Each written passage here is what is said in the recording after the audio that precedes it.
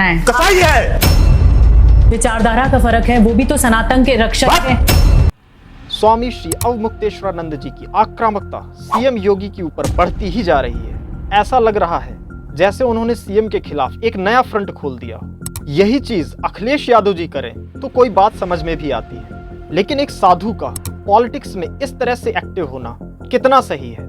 यहाँ हम किसी की निंदा नहीं कर रहे हैं, लेकिन एक ऐसा साधु जिनके करोड़ों फॉलोअर्स हैं और जो स्वयं सनातन धर्म के एक प्रतिमान है, उनके क्रियाकलापों को धर्म और तर्क के दृष्टिकोण से देखना भी जरूरी है कि वो कितने न्याय संगत है। सबसे पहले ये वीडियो देखिए। हनुमानगढ़ी की सीढ़ी में कब नमाज हुई, सिद्ध करके दिखाओ, नहीं तो गद्दी छोड़ो झूठ बोलने के लिए। देश के सामने अयोध्या जी जैसे पवित्र क्षेत्र में आकर के तुम झूठ बोलते हो। यहाँ पर स्वामी जी उस घटना का जिक्र कर रहे हैं जब सीएम योगी ने यह दावा किया था कि विपक्षी पार्टियों ने तुष्टीकरण के चलते हनुमानगढ़ी की सीढ़ियों में भी नमाज पढ़वाई थी। याद करो ना, इन्होंने तो हमारी पवित्र हनुमानगढ़ी में इन्होंने तो वहां नमाज भी पढ़वाने का काम किया था। कल्पना करिए, क्या कोई जामा मस्जिद में कभी हनुमान चालीसा का पाठ कर पाएगा क्या? वैसे इस घटना को वेरीफाई करना ज्यादा मुश्किल नहीं है, क्योंकि ये घटना नवंबर 2003 की है, जब स्वर्गीय मुलायम सिंह जी उत्तर प्रदेश के सीएम थे। लेकिन फिर भी स्वामी जी की इतनी आक्रामक मांग के चलते हनुमानगढ़ी की सीढ़ी में कब नमाज हुई, सिद्ध करके दिखाओ। उसी घटना का जीता जागता वीडियो स्वामी जी की सेवा में पेश करते हैं।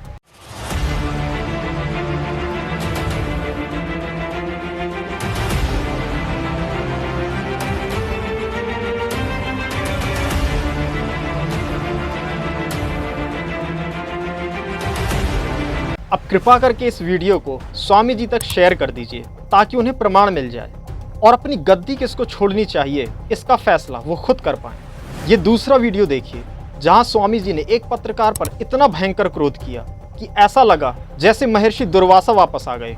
क्या कहती है मुझे? मैं साधु हूं। क्या बोलती है?